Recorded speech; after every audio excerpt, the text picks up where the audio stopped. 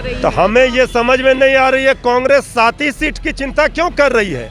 हम तो 24 सीट की चिंता कर रहे हैं। तो 7 सीट सिर्फ मांग लेने से नहीं ना होगा। 7 सीट की इच्छा तो रखते हैं, लेकिन 7 उम्मीदवार तक है नहीं।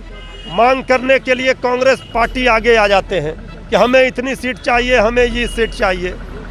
अरे सीट के बाद उसका उम्मीदवार भी चाहिए ना। पहले दिखाइए तो कौन है रेस में घोड़ा। तो कांग्रेस पार्टी, महागठबंधन, सभी लोग मिलजुल कर जब तारीखों का ऐलान चुनाव का हो जाएगा तो तय कर लेंगे। तेजस्वी यादव जी इसके लिए चिंतित रहते हैं, रणनीति बनाते हैं। उपचुनाव में हाल देखा है कांग्रेस ने। उस समय अगर कांग्रेस भी वही चीज कर रही है कि भूल गए क्या कि उपचुनाव में कैसे। हम क्या भूलेंगे, हमको तो अपार वोट मिला ना। किसको कितना वोट मिला तो सबके सामने है। तो हम तो जो कह रहे थे बात कि आरजेडी के उम्मीदवार से फायदा होगा अगर कांग्रेस अपने जिद पर ये भूल नहीं करती, आज दोनों सीट जीतते हम लोग। फाउंडेशन देखने में हूँ आपके साथ वंदना। हमारे साथ बात करने के लिए राजद प्रवक्ता मृत्युंजय तिवारी, और इनसे मेरा सवाल है, सीट को लेकर के काफी खींचतान हो रही है कांग्रेस और आरजेडी के बीच में, जो बिहार में एमएलसी का चुनाव होने वाला है। कैसे आप लोग? कहीं कोई खींचतान नहीं है। कहाँ खींचतान आपको दिख रही है। हम तो 24 सीटों पर अपनी तैयारी कर रहे हैं और नेता प्रतिपक्ष श्री तेजस्वी यादव जी की चिंता है कि 24 सीट पर महागठबंधन के उम्मीदवारों की जीत कैसे सुनिश्चित हो। तो हमें चिंता 24 सीटों की है और हर दल को, जो भी सहयोगी दल है, वो 24 सीटों पर तैयारी करेंगे, अपना मजबूती रखेंगे, तब ना जब सीट जाएगा दूसरे को तो मदद कर पाएंगे। कांग्रेस 7 सीट का जो है वो मांग कर रही है। तो हमें ये समझ में नहीं आ रही है कांग्रेस 7 ही सीट की चिंता क्यों कर रही है। हम तो 24 सीट की चिंता कर रहे हैं। तो 7 सीट सिर्फ मांग लेने से नहीं ना होगा। 7 सीट की इच्छा तो रखते हैं, लेकिन 7 उम्मीदवार तक है नहीं। तो कांग्रेस पार्टी को 7 सीटों की चिंता नहीं, 24 सीटों की चिंता करनी चाहिए कि महागठबंधन के उम्मीदवार कैसे जीतेंगे। तो वो 7 सीटों पर ही अगर अपनी ऊर्जा एनर्जी लगा रहे तो बाकी सीटों का क्या दूसरे दल को वो मदद कर पाएंगे। कांग्रेस पार्टी को समझना चाहिए, सिर्फ सीट के लिए मांग करने के लिए कांग्रेस पार्टी आगे आ जाते हैं कि हमें इतनी सीट चाहिए, हमें ये सीट चाहिए। अरे सीट के बाद उसका उम्मीदवार भी चाहिए ना। पहले दिखाइए तो कौन है रेस में घोड़ा। तो कांग्रेस पार्टी, महागठबंधन, सभी लोग मिलजुल कर जब तारीखों का ऐलान चुनाव का हो जाएगा तो तय कर लेंगे। प्रसाद नहीं है। तो 7 सीट का, अगर वो 7 ही सीट मांगते हैं तो इसलिए हमने कहा कि चूंकि सत्यनारायण भगवान में भी 7 अध्याय न होता है, तो हमने ये कहा कि 7 ही सीट की चिंता कांग्रेस को क्यों है। उनको तो 24 सीट, सब लोग, हम लोग महागठबंधन के तहत चुनाव कैसे जीतेंगे। तेजस्वी यादव जी इसके लिए चिंतित रहते हैं, रणनीति बनाते हैं। उपचुनाव में हाल देखा है कांग्रेस ने। उस समय अगर कांग्रेस भी वही चीज कर रही है कि भूल गए क्या कि उपचुनाव में कैसे। हम क्या भूलेंगे, हमको तो अपार वोट मिला ना। किसको कितना वोट मिला तो सबके सामने है।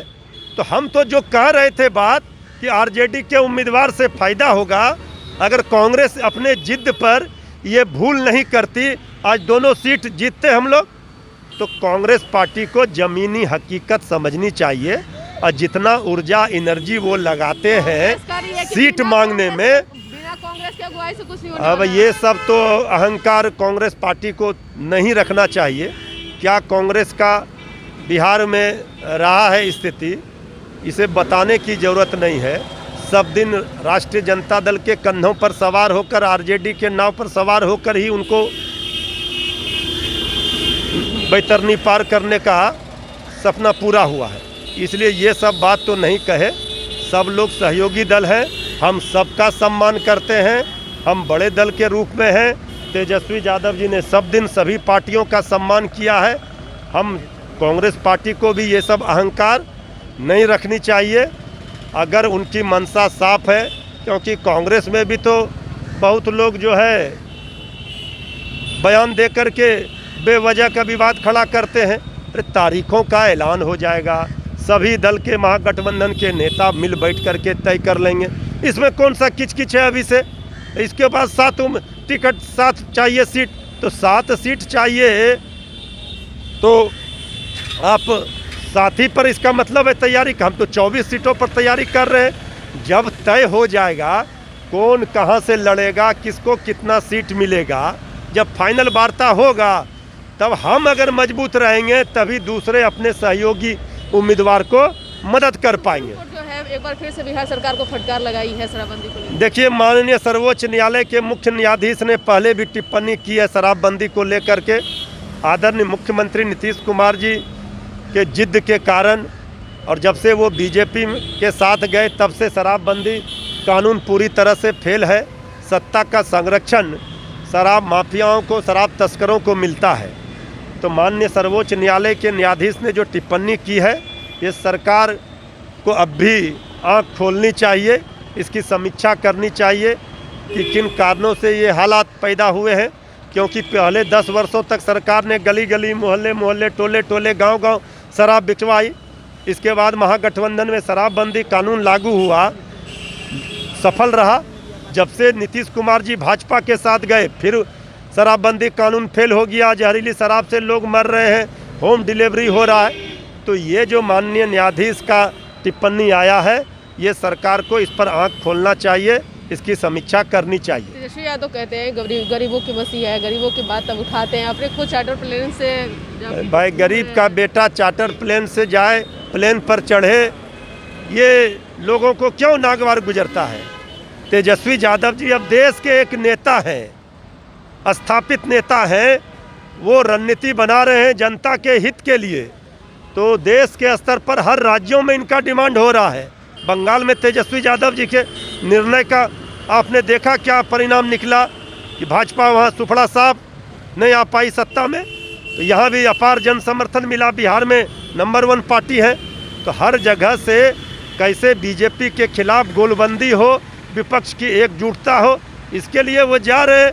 तो इसमें पेट में दर्द विरोधियों को क्यों हो रहा है। तो आप सुन रहे थे क्या कुछ कह रहे थे राजद के प्रवक्ता मृत्युंजय तिवारी। इस खबर में इतना ही। बने रहिए न्यूज़ फाउंडेशन के साथ। धन्यवाद।